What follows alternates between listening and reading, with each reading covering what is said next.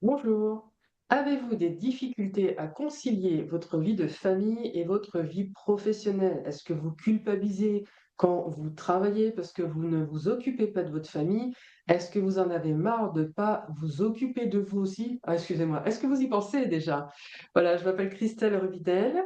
Je suis coach DAF, thérapeute aussi, et j'aide les dirigeants d'entreprise, les dirigeantes d'entreprise à concilier leur vie de famille avec leur vie professionnelle. Donc, dans cette vidéo, nous allons voir comment concilier ces deux vies, pro et perso, sans culpabiliser et aussi être égoïste. On se rejoint après la bande-annonce. Bonjour, c'est Christelle Rubinel. Mon point fort? T'aider à gérer ton business comme un pro tout en rayonnant dans ton intimité, sans finir complètement cramé. Ici, tu vas trouver des conseils pratiques d'une DAF, d'une coach et d'une thérapeute, déjà testés et approuvés. On parle équilibre, énergie, réussite et épanouissement, le tout avec des astuces concrètes et un max de bonne humeur. Prêt à passer à l'action? Alors c'est parti! Alors, vous avez une famille ou peut-être pas, vous avez une entreprise, sinon c'est pas pour vous cette vidéo, entre guillemets. Et vous aimeriez, en fait, avoir un équilibre de vie entre votre vie de famille et votre vie professionnelle. Il n'y a pas de mystère. Dans une vidéo précédente, je vous ai parlé de l'agenda plaisir. Mettez les moments plaisir avec votre famille dans votre agenda. Et ça ne s'annule pas. Ça ne se retire pas parce que d'un seul coup, il y a eu plus de travail. Non, ça s'appelle priorité. Dans la vidéo agenda plaisir, il y avait des codes couleurs hein, pour pouvoir voir d'un coup d'œil quels étaient les moments de ressourcement. Passer du temps avec sa famille fait partie d'un moment de ressourcement. J'ai pas dit de faire le ménage dans sa maison, hein, ni d'aller faire les courses. Je parle vraiment de passer du temps avec sa famille. Et justement, en parlant de courses, ménage ou autre chose qui sont peut-être pas joyeuses pour vous, quoique moi j'aime faire à manger, donc ça me détend, vous pouvez aussi déléguer. On va voir tout ça. Alors, premièrement, votre agenda, mettez de l'ordre dans votre agenda et définissez à quel moment vous arrêtez de travailler. Si vous devez prendre un coup de téléphone pendant le repas ou le week-end ou quoi que ce soit, dites-vous, OK, c'est seulement si c'est vraiment important ou j'arrivais pas à joindre mon client. Mais il ne faut pas que ça devienne une habitude. Moi, le téléphone, il est loin de la table de salle à manger quand je passe à table avec ma famille. Définissez des heures d'arrêt de travail. S'il n'y a pas d'urgence, vous pouvez arrêter votre journée à des heures convenables. Ça, c'est déjà la première chose.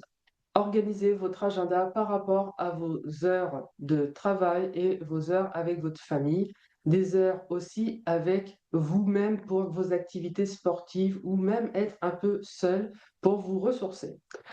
Deuxièmement, ce qui va être intéressant pour vous, c'est ces petits rituels de déconnexion. J'en ai parlé dans une autre vidéo, de vous dire pour que la charge mentale soit au plus bas, mettez bien ce que vous avez prévu de faire dans le lendemain, dans votre journée du lendemain, sur votre agenda ou dans un carnet. Déjà, là, vous allez arrêter de travailler et diminuer votre charge mentale. Ensuite, troisièmement, apprenez à être égoïste. Pensez à vous. Il faut recharger les batteries. Si vous êtes naze, vous n'allez servir ni à votre famille, ni à votre entreprise. C'est de la perte sèche et le temps ne se rattrape jamais. Donc, prenez le temps de faire ce qu'il faut pour vous recharger les batteries, pour avoir la patate, la forme, être un individu heureux et joyeux. Parce que non seulement vous allez faire fuir les membres de votre famille, mais en plus de ça, vous n'allez pas avoir de nouveaux clients ni prospects parce que les prospects viennent vers des gens heureux, rayonnants, joyeux, qui ont la patate et qui sont passionnés par leur travail, pas vers des gens épuisés, remplis de stress et qui ne donnent pas envie. J'espère avoir été vraiment clair là-dessus. Ensuite, ce qui va être intéressant pour vous, c'est de déléguer. Alors, moi, j'ai eu vraiment du mal à déléguer, mais qu'est-ce que ça fait du bien. J'ai une assistante aujourd'hui. Bon, j'en ai plus d'une, parce qu'en fait, je préfère prendre des spécialistes. Mais déléguer permet vraiment de gagner un temps fou Et surtout, les personnes qui sont spécialisées dans leur travail vont pas vous prendre forcément un tarif horaire de folie et vont le faire nettement plus rapidement que vous. Donc, soit vous vous reposez, soit vous gagnez de l'argent par rapport à votre expertise. Donc, n'ayez pas peur de déléguer à votre travail et n'ayez pas peur de déléguer aussi dans votre famille. Par exemple, les tâches quotidiennes de faire la vaisselle ou mettre la vaisselle dans la vaisselle, les enfants peuvent le faire, comme débarrasser la table, comme ranger leur propre chambre. Et prenez une femme de ménage. Ça peut être aussi déductible de vos charges. Donc, n'hésitez pas à déléguer un maximum. Tout ce qui n'est pas important d'être fait par vous, faites-le faire par quelqu'un d'autre à partir du moment que tout ça hum, est notifié quelque part et que surtout que tout le monde est d'accord dans l'histoire. Alors, la petite phrase «je n'ai pas le temps pour moi», franchement, il faut la bannir. Donc, je recommence, je le redis, prenez du temps pour vous. Vous avez du temps pour vous et prenez-le pour vous. Soyez égoïste, égocentrique, j'en sais rien. Essayez de mettre ça dans votre routine. Et puis, une fois que c'est bien mis dans votre routine, ça deviendra une habitude. Et vous allez voir, vous allez gagner en énergie, vous allez pouvoir être plus créatif, être plus productif.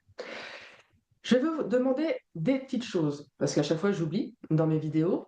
Est-ce que vous pouvez mettre un commentaire? Est-ce que vous pouvez vous abonner à ma chaîne? Est-ce que vous pouvez mettre un like?